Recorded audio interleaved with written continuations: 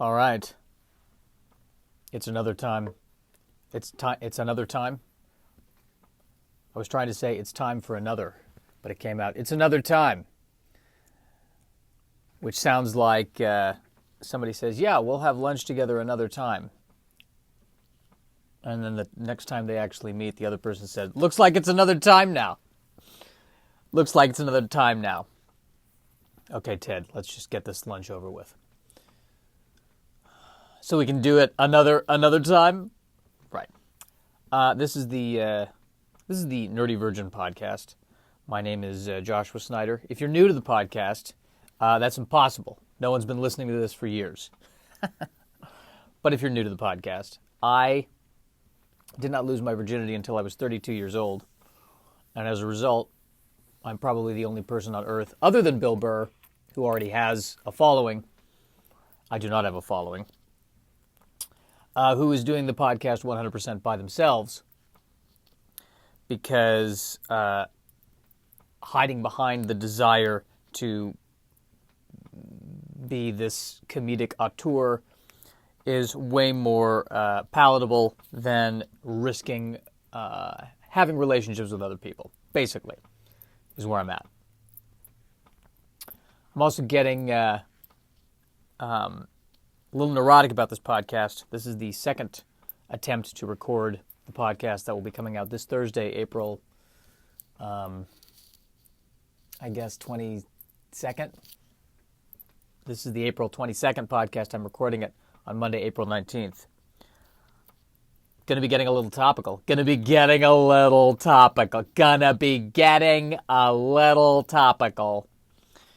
So some of these news items might be a few days old,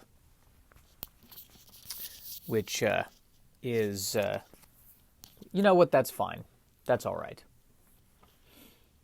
I'm sure that happened in Pompeii when somebody was recording their podcast on their pottery. That's how they did podcasts back then. They just put a bunch of pictures on the pots, and you looked at all the pictures and formed the podcast.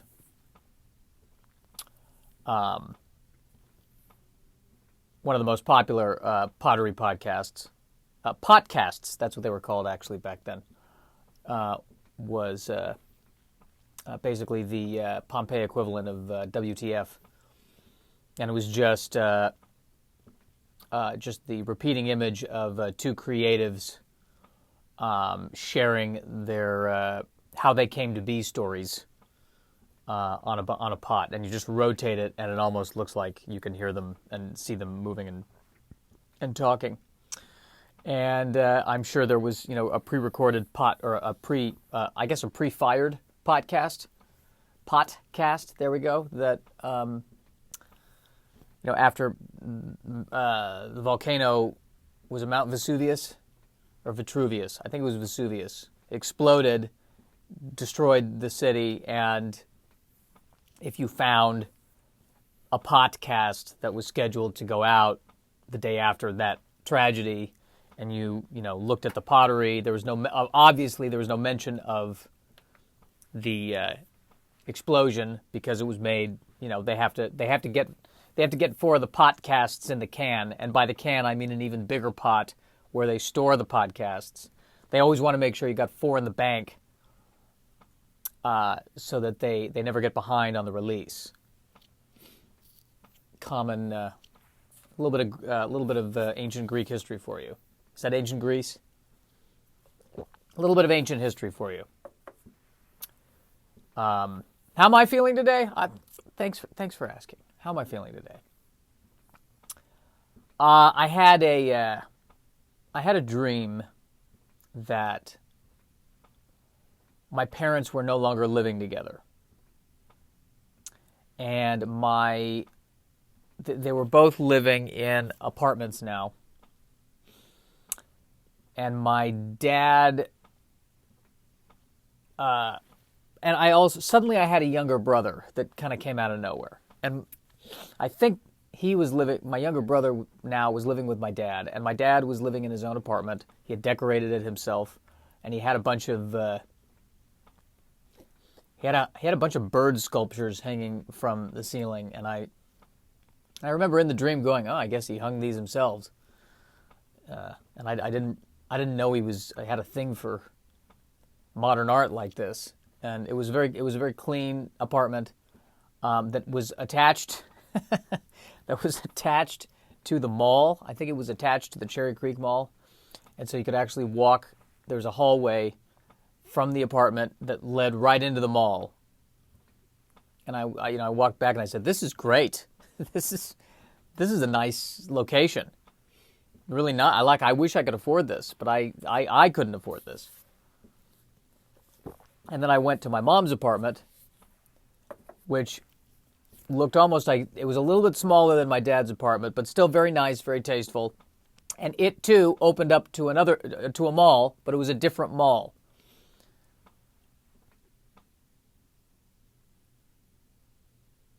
And even though nothing was happening, I mean, I think it was that there was a sense in the dream. There was still some kind of depressed, foreboding sense in the dream, like that I don't know if it was that they got divorced. It kind of felt like they had gotten divorced, and now they were now living in separate homes. And I woke up, I woke up feeling very depressed, even though I don't think I was depressed in the dream. But I woke up with this feeling of being depressed. And I think that's because since my mom, she was ill. She was in the hospital earlier this year, and she's out now, and she's doing better. But since that happened, I have not heard from them as much. My mom was calling me every week, and now that's totally stopped. And really, I don't think will talk to me unless I call them. And I don't know what that means. My fear is that she's doing better but not doing great, and they're trying to hide it from me because they think I won't find out. And this is part of this role reversal thing that's happening, where suddenly I feel more like the parent and they feel more like the children. And as they get older, like now they're regressing, and they're teenagers now. And they're doing things, and I'm like, "Mom, Dad, haven't heard from you. Just checking in. How are things going?" "Everything's fine. Everything's good. Everything's good. Everything's great." "Mom, Dad, do we need to have the sex talk? What are you guys doing? You guys aren't getting into the marijuana, are you?" Which for both of them, I keep maintaining. I recommend they should be on marijuana. They're both stressed out lunatics. Living in Colorado, the marijuana capital of America now. It's legal. It's fine.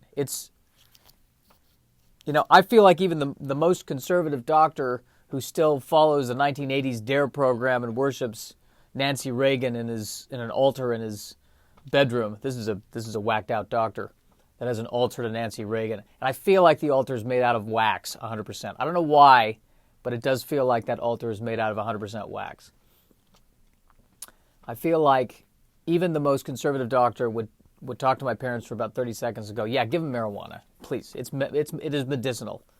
I'm writing a prescription."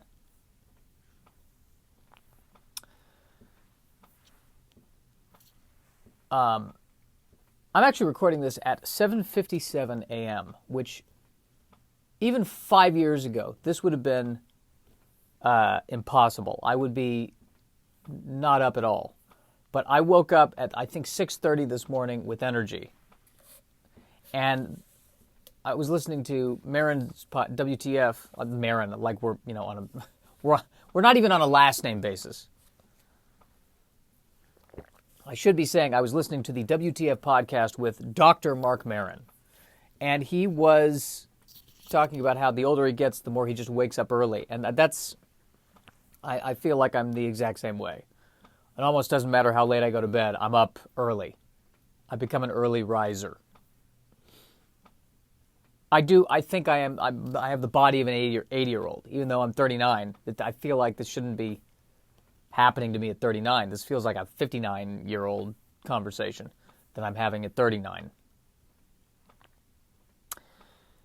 And I feel like I'm glossing over the emotions about my parents. Because I was last night feeling lonely and feeling like if it were 10 years ago and I was feeling lonely, I'd call Mom. But now I'm afraid to call because I can't call too late. I think she's sleeping now. She used to stay up all night. Now I think she's sleeping a lot. And I don't know. I feel weird about calling them. I feel like it's better when they call me. And that if I call them, I get the feeling they don't want to talk right now. And I don't know if that's true or not. I could be projecting that. But and I think the deeper issue there is that I have this, I don't like asking other people to talk to them. It never works out. It all the way back. This goes all the way back to when I was growing up. Whenever I tried to be somebody's friend, it never worked. It was always better when somebody wanted to be my friend, because then I knew they were interested. Although inevitably the people who wanted to be my friend in the beginning would always annoy me, and then I don't know, they would grow on me, and then we would become friends. Versus I try to be somebody else's friend, they don't want to be my friend, it gets awkward, what have you. And so I adopted this policy of I'm not going to reach out to anybody. If they want to be my friend, they reach out to me. And the same thing has kind of happened with dating, which is why I never do. And so now with my parents, they can call me, and I whenever I try to call, it's the same. It's becoming the same thing. But whenever I try to call them, it just doesn't feel right. Like I'm bothering them, or they don't want to talk at this point. It's very. It just seems better if they reach out to me, because then they have something to say, and maybe all this is that this is just a power thing. Maybe I just want to have the power of the situation. So if they're reaching out to me, I'm the one with the power now. I mean, that's why. Maybe that's the secret. Maybe that's what Skeletor needs to do to finally beat He-Man. Because Skeletor is always the one instigating, and maybe he's got to say, we've got to. I'm going to let He-Man come to me. This makes perfect sense, because not specifically in He-Man, but I feel like whenever the villain is at the point where they're about to win, it's always right after they have said the line, "We'll let them come to us. We don't need to go to He-Man. We'll let He-Man come to us." And then the good guy comes to them, and they get into a trap, and it seems like the bad guy's going to win, and then right at the last second, something comes along, and the good guy prevails. But I guess I'm basically telling you that I've modeled my entire social life after 80s villains. And I think this could begin to explain my chronic depression. Perfect. All right. My right testicle is also hurting. I just want to throw that out there. It could be sometimes if I'm constipated, it bothers my testicles. That area down there has just been a mess since my 20s. I got epididymitis, which is an infected tube that connects the testicle to the urethra. And that infection's I don't think that's ever really gone away or gotten better. And it's just been, I have irritable bowel syndrome, and now I've got overactive bladder. Just the whole thing down there, it's really, down there feels like the intersection of the 405 and the 101. No, not even worse. It feels like the intersection of the 405 and the 10. That's what's going on in my crotch. And it's just not pretty. It is not pretty, my friends. So I'm worried. I'm worried about my parents. And then I feel like, well, I feel that what I should probably do is call them, and I need to become, I think, like I said, they're teenagers. I need to become the annoying parent who starts to call. That's what has to happen. I have to check up on them now. And I just have to accept that role, that now I'm the parent.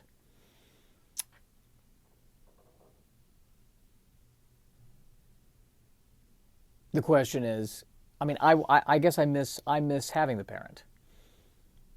And maybe and I don't have children. We're far away from that, very far away. And then my other fear is, well, who's going to take care of me when I get old?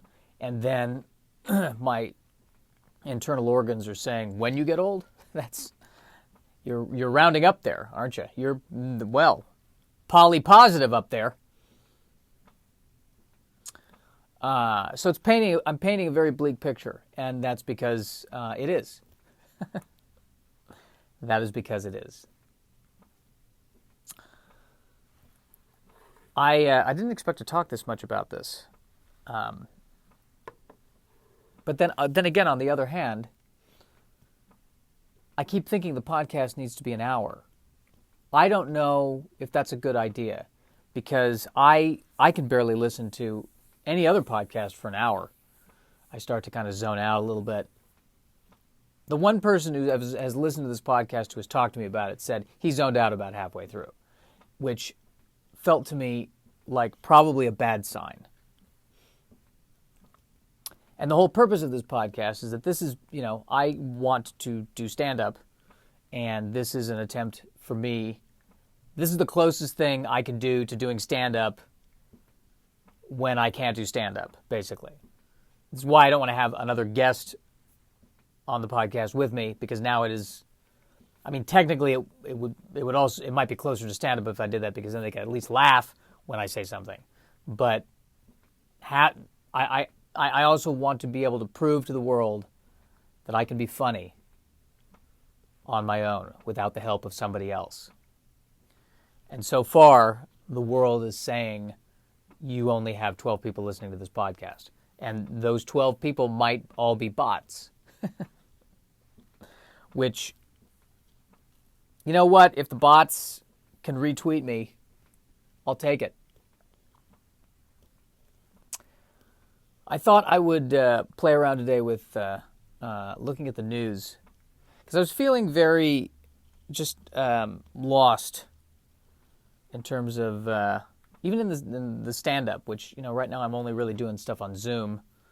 I've only done one live show, and I want to do more, but it's few and far between, because I'm not a big ticket seller. And so I thought I would, try to talk about some topical stuff, which every time, every 6 months I'm like, you know what, maybe I'll do topical jokes. And then I try to write 2 or 3 of them, and I go, this isn't me. This isn't for me. I can't. But we're going to give it a shot. We're going to see what happens. We're going to jump in. I was glossing over CNN.com because I'm trying to find a comedic identity, and I'm hoping CNN is going to help me. And I saw an article that was tips on how to avoid getting COVID in the pool. And my first thought was, you mean that place that was already wildly unhealthy before COVID? I just have this image of a bunch of COVID viruses washing over a pool, and they're suddenly stonewalled by the staph infection that's like, this is our territory, all right? You're in our neighborhood now. You don't belong here. You turn around and you go infest something else.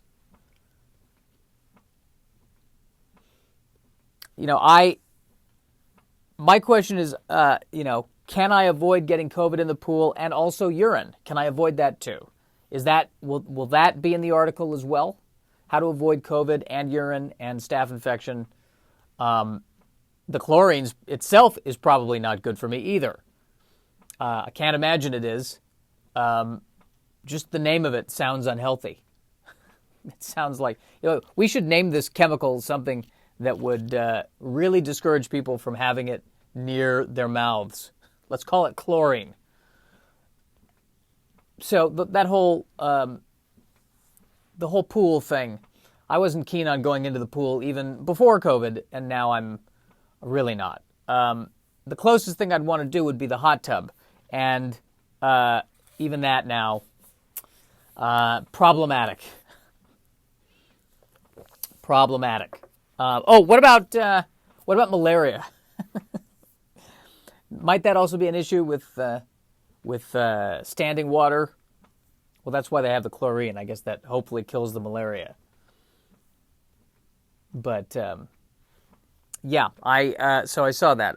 Avoid getting COVID in the pool. I think that avoid the pool would be my suggestion.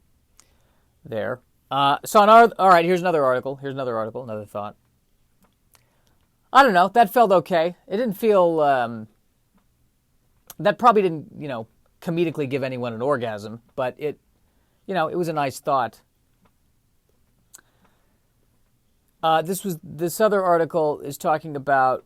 So apparently Pablo Escobar, noted drug lord, and part-time bassoonist, Pablo Escobar. I don't know about the part-time bassoonist, but that would be. I bet at one point he played an instrument. Maybe. He may have tried something. Like everyone else in fourth grade, didn't he dabble? Maybe he dabbled, played the flute. I'm not sure. Pablo Escobar, at his height, had a bunch of exotic animals in his Colombian compound, including 4 hippos. And apparently now those 4 hippos have turned into nearly 100 hippos, and they're drastically altering the environment, which is what happens when you take a species that does not belong in an area and bring them to that area. And this is a very serious ecological problem. It's wreaking havoc on the local wildlife and on the local ecological system. Once again, another example of how the human race is destroying the environment, destroying the earth. This is just another horrible example of how we're taking something beautiful and destroying it. I get all of that. But I really felt like CNN missed an opportunity to title the article, The Case of the Hungry, Hungry Hippos. It was right there. It was right there. Do I have to think of everything, CNN? Do I have to think of everything? I got to the sentence in the article where it said, back in the 80s, there were 4 hippos. Now there's 100. So inbreeding. That's exactly what that means. Inbreeding. So the other name for this article could have been "The Hippos Have Eyes." See, how am I, how are there only 12 people listening to this podcast when I'm dropping these brilliant, these gems?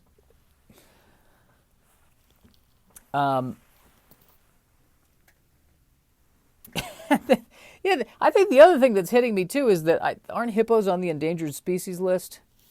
And I feel like all I keep hearing, the hippos, the rhinos, they're being wiped out, and now in Colombia, they seem to be thriving.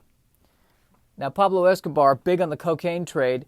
I'm wondering if the cocaine had anything to do with this. I wonder if those 4 hippos were like, we're going to repopulate the species. We're going to do this, man.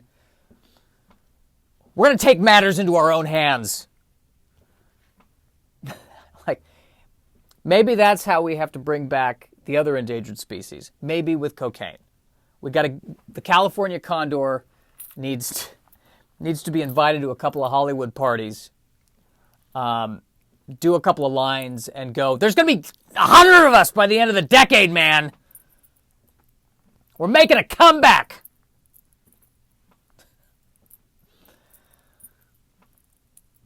But in all seriousness, it's a sad thing for the environment, and we should all be ashamed of ourselves. Bring it back to shame, people. Bring it back to shame. So Bitcoin also dropped. The Bitcoin dropped. Hey, that's wild. Bitcoin dropped. Me doing Carson. And I read that, and my first thought was, I'm shocked. I'm shocked that this cryptocurrency that still nobody even knows what it is or how it works suddenly has lost value. Shocker. But there's different kinds of cryptocurrencies, and one of them, I don't even know if I'm pronouncing this right, but it looks like it's Dogecoin, or is it Dogcoin? But it's a cryptocurrency that was started a few years ago as a joke. And now it's worth a ton of money. It was a joke currency. It was, I don't know, monopoly money, but online or something.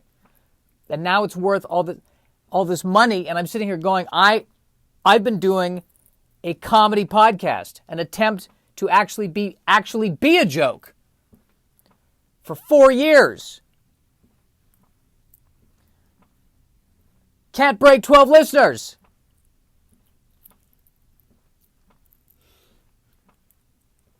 So maybe what I need to do is somehow do something without intending it to be anything, and that's what's going to blow up. I guess that's what I have to do. Maybe because I want the podcast to be so successful, because I want it so hard, that's why it's not being successful. See, that's how the universe works. I could give a crap about cryptocurrency, so I should just go make a cryptocurrency, and that's what makes $1 billion. I don't even know how to make it. I understand it has something to do with that there's only a finite number of Bitcoins, which is, I think, computer code that's locked a certain way, and it takes a certain number of computers to make it all work, but there's a limited number. I don't know how there can be a limited number of Bitcoin if somebody had to create the Bitcoin in the first place. Couldn't that same person or entity create more Bitcoin? This is what's throwing me. I mean, it almost sounds like, what was it, created by a wizard, and the wizard is dead, and he took the secrets to the grave with him? This doesn't sound right at all.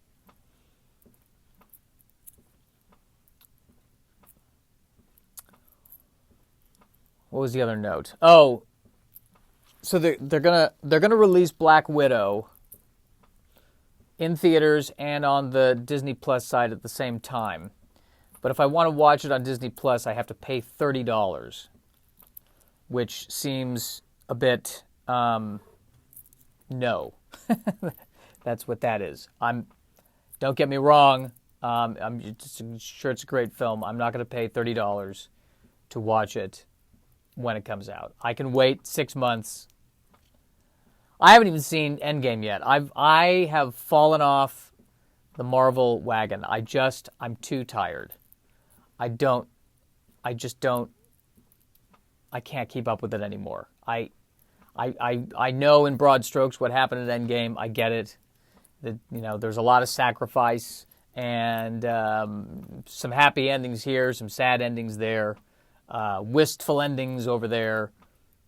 I can't get back into it. I can't, are you following all the Marvel series? No, I'm not. It's just, I only have enough room for Star Trek and Doctor Who. I don't know what else to tell you. I'm not saying these other shows are bad, but there's a lot of Star Trek happening. There's Discovery, there's Picard, there's going to be the Strange New World. I mean, this Discovery is a full-time job, and I can't take on Marvel and Disney right now. There's just too much Trek. There's too many starships. I've got to go watch little 15-minute videos about people reviewing them. Like the new Inquiry-class starship from Star Trek Picard, which has the deflector dish thing that they're doing.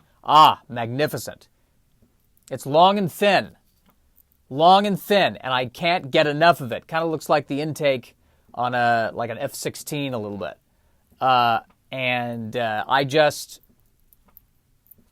My big complaint with the Inquiry class starship is that the people who are posting little videos of them online, they're not showing the underside of the ship enough. You need to show the underside of the ship. That's the money shot. I don't even know why that's the money shot. I just know it's the truth. Show the underside of the ships more. I don't know what's wrong with me there. I don't know what's wrong with me there. All right. Good. Well, this ended up being, I think this ended up being a solid 30 minutes. Look at that. Look at that. I'm working my way up to doing a 1-hour podcast. It's starting to happen. It's starting to become a reality, people. I think the day will come when I can do a 1-hour podcast 2 days a week. We're getting there. That hippo thing turned into, that just turned into, a whole world of thought there. Yeah. All right, this is good.